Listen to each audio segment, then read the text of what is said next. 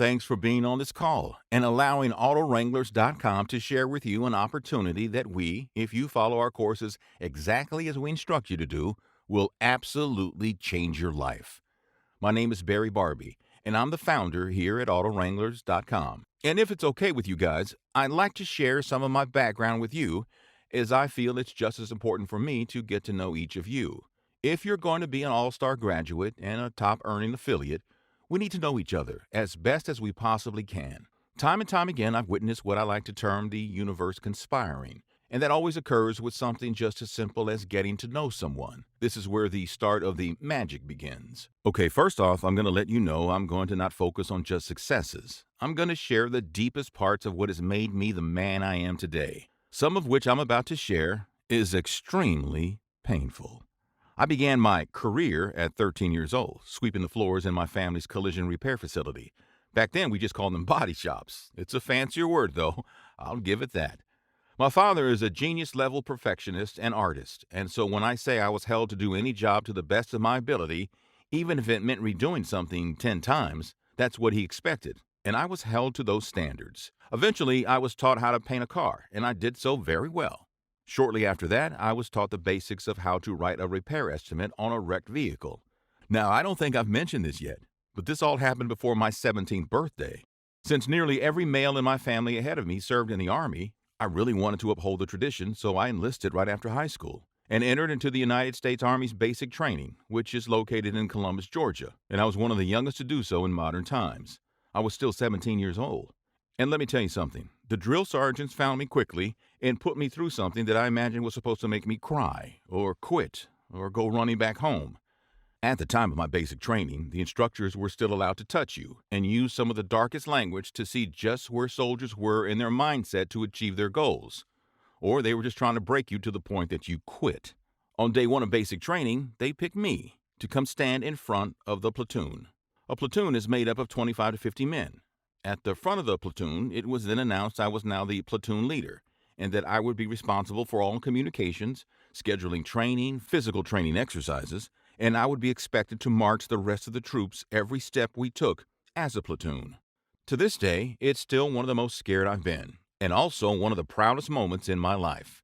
I say proudest moment, as I held the role of platoon sergeant through the entire 10 weeks, when other platoons in the battalion would rotate out their platoon sergeants every week or so.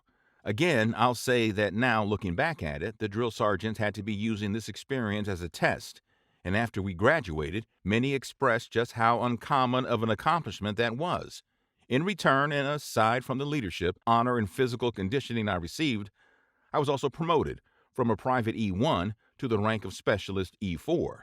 After serving 5 years and having a role in Operations Desert Shield and Desert Storm, I decided to come back home and start the process of picking up where I'd left off at the family's collision center. That lasted about a year. Now, most would expect there to be a bad story assigned to the phrase, lasted about a year, but it turns out to be quite the opposite. I found myself talking to a representative of an electronic estimating software company that was based out of San Diego, California. The representative stopped by to speak with my dad and to demonstrate how computers were about to completely and radically change the way collision estimates were wrote. Up until that time, it was a completely manual process, using a pencil, parts book, and a calculator. Well, my dad, being the very quiet but passionate man he is, refused the unscheduled meeting. I followed the representative outside and I asked him if he would show me what he had, and he did just that, spending 3 hours with me.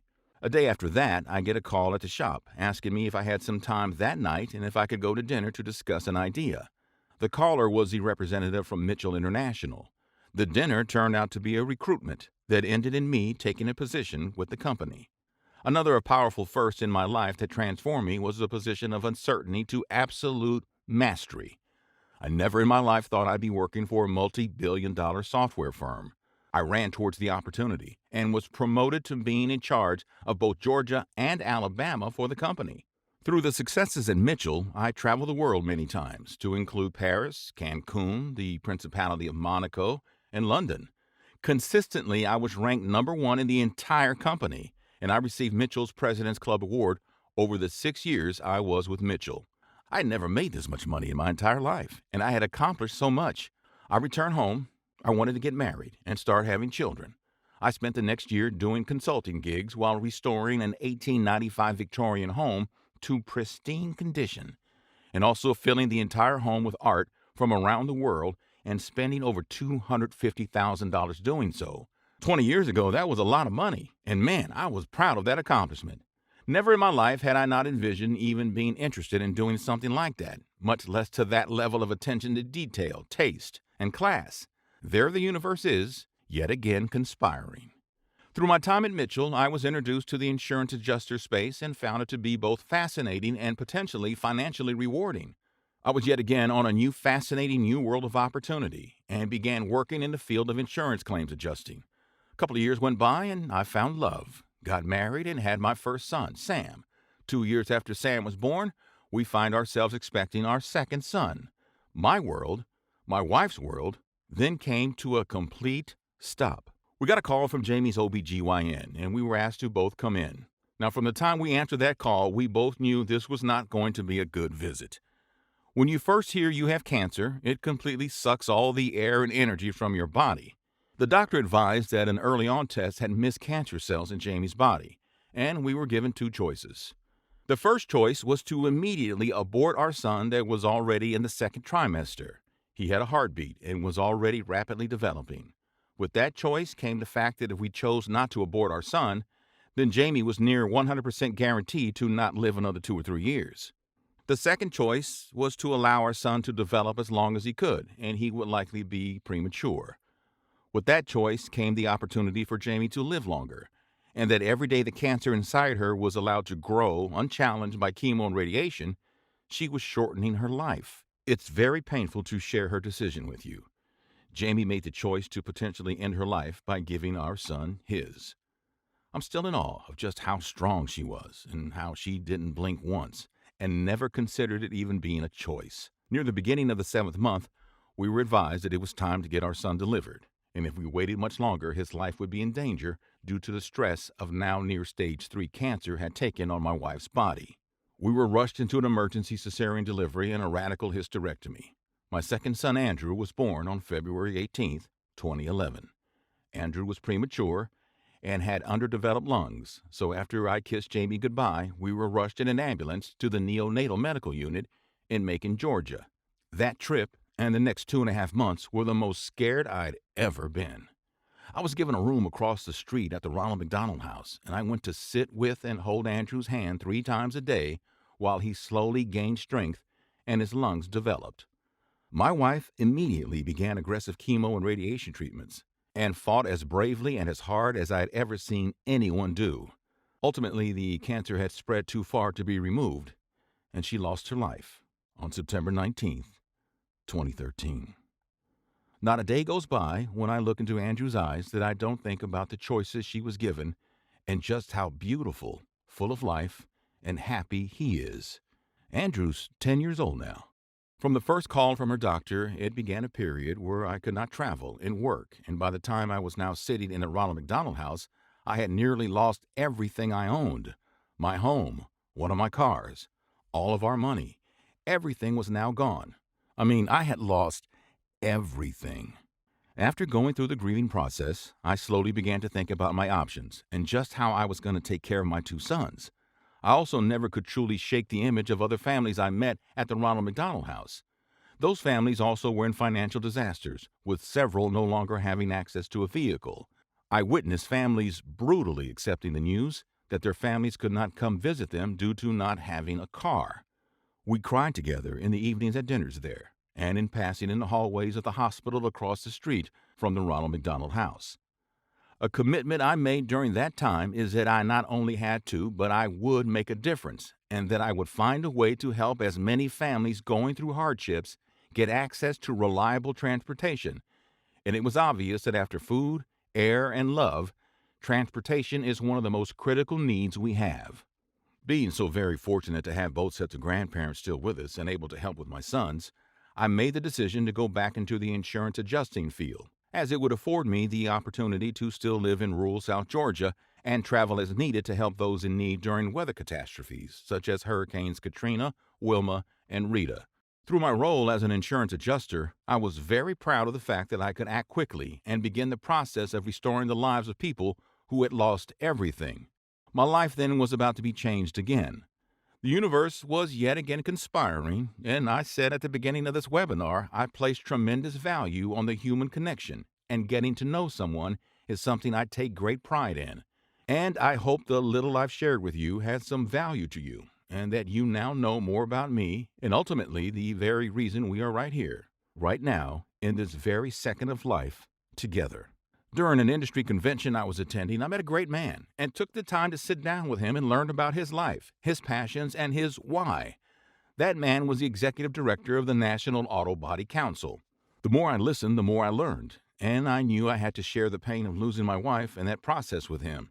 You see, the National Auto Body Council is an organization that gifts over 600 cars to deserving individuals that are in a place in life where a hand up is needed. Veterans, battered women, families that had lost loved ones to medical travesties were now being given the gift of transportation, and the start to fully recovering could begin. I shared my commitment to give back as much as I could, and I wanted to find a way to help families in the Ronald McDonald houses by gifting reliable transportation to help them move forward and remain close to their families. I asked what I could do to be part of the National Auto Body Council, and I was advised to start coming to board meetings, listening, and finding a place I'd like to begin volunteering. I spent a year doing just that, and I was able to see the gifting of over 600 vehicles emotionally and radically change and save lives. I decided to run for a board seat and do even more. I've now served on the board of directors and as the organization's director at large for 5 years. During these 5 years, the organization has gifted nearly 3,000 vehicles, which equates to over $40 million worth of vehicles to families and individuals in the need of a hand up. The organization also trains over 10,000 first responders a year on how to safely extract individuals that are trapped after a motor vehicle accident. The National Auto Body Council Board is comprised of elected board members that are also the top leaders in their companies: State Farm, USAA, Berkshire Hathaway, Progressive, Honk, Allstate, Geico, Caliber Collision, and companies like these have afforded me with a wealth of knowledge and a deeper understanding of the insurance claims and collision repair industries. Yet again, I found myself in a position I never envisioned myself being in, and sitting shoulder to shoulder with the country's top insurance executives and leaders in their companies. During the last 5 years, I've listened a lot and identified there's an incredible financial opportunity in buying and flipping cars. I've learned the secret sources of vehicles at very low prices that allows me to buy a car and then resell it without ever touching, while making really good money doing so.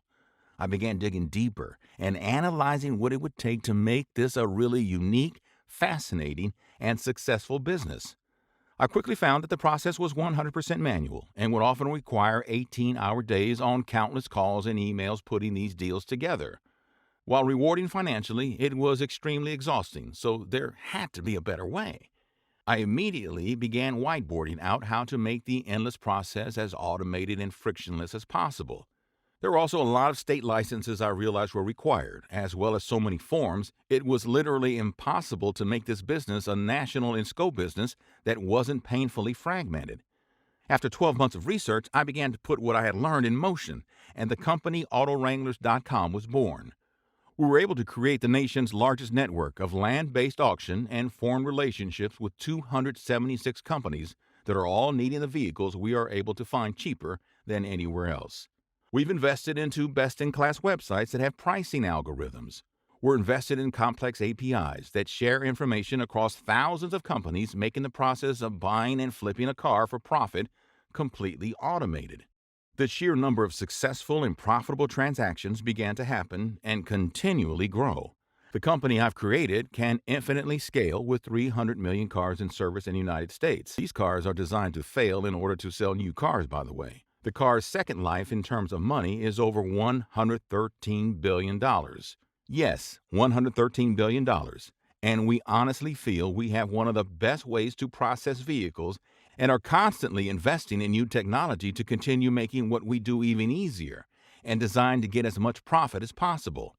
Since the beginning of that first whiteboard session I mentioned, after spending 18-hour days, we have grown what was around 50 cars bought and sold per month to well over 6,000 100,000 annual transactions per year.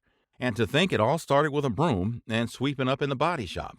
I'm in a constant state of gratitude, and to now be able to facilitate and answer my why in life is gifting the gift of transportation. I find myself constantly aware that if you'll just take the time to listen, the opportunities will indeed find you almost automatically, and the universe will most definitely conspire.